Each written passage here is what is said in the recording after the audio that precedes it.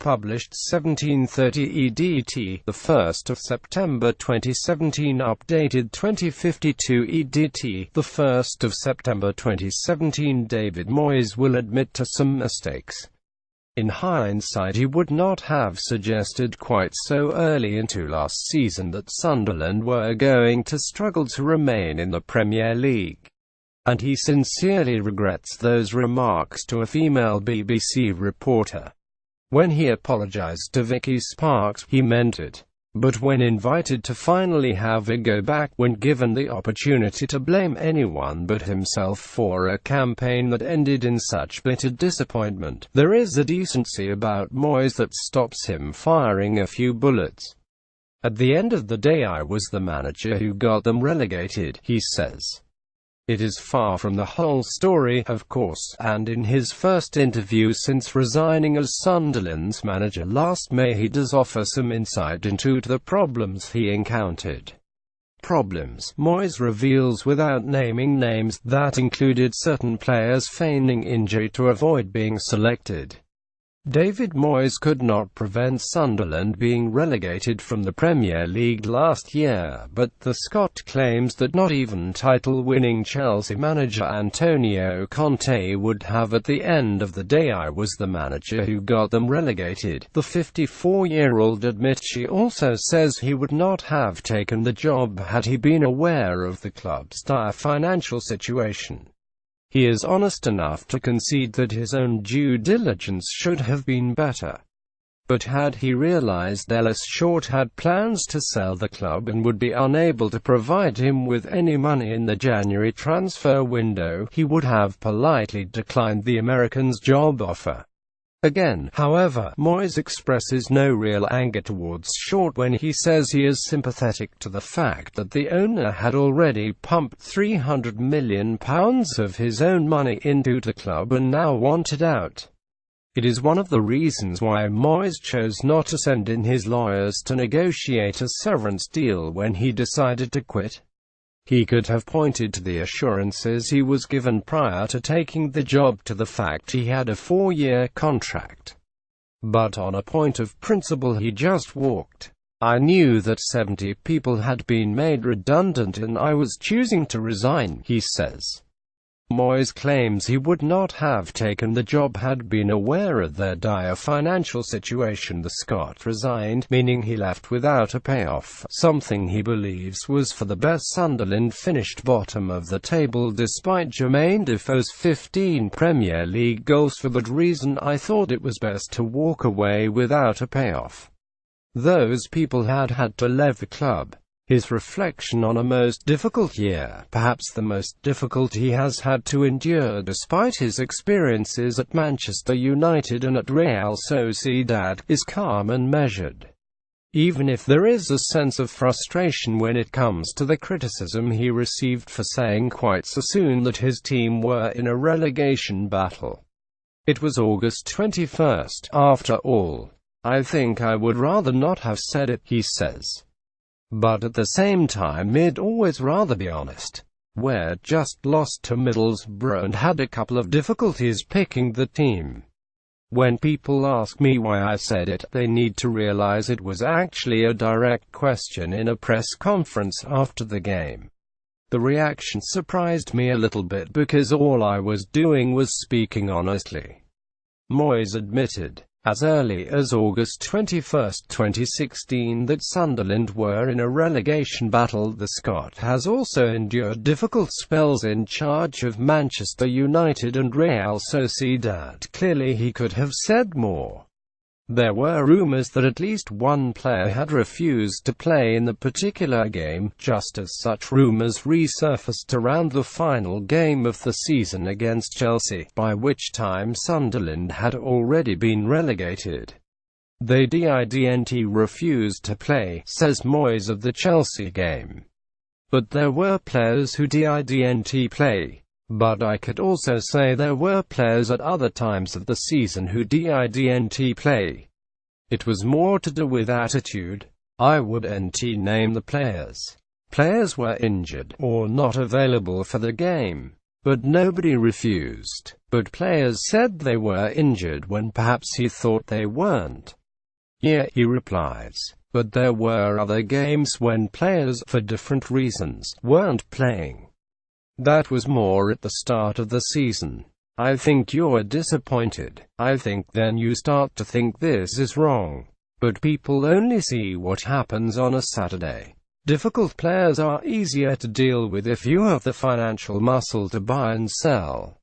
At Sunderland, however, Moyes was virtually powerless to act. It was a tough season, he says. Not what I expected, and it was disappointing because I wasn't able to get the results that maybe in years gone by I would have done. But I think there were mitigating circumstances. Moyes was disappointed that he couldn't get results that maybe in years gone by I would have, but the Scot is frank in his assessment that the Black Cats squad was not good enough. It was a squad that was not at Premier League level, and a squad that had been beaten up a few times and come very close to relegation before. It needed refreshing, but it wasn't possible because of the finances we had available. I don't feel let down by Ellis short because he had always wanted me. He had been after me 4 or 5 times. I think the disappointment was that I didn't know the club was going to be put up for sale. I only found that out 2 or 3 months into the job after we found out there was not going to be any money available in January. Ellis spoke to me a couple of times and said, "Look, I've already put £300 million of my own money into this and there's not going to be any more."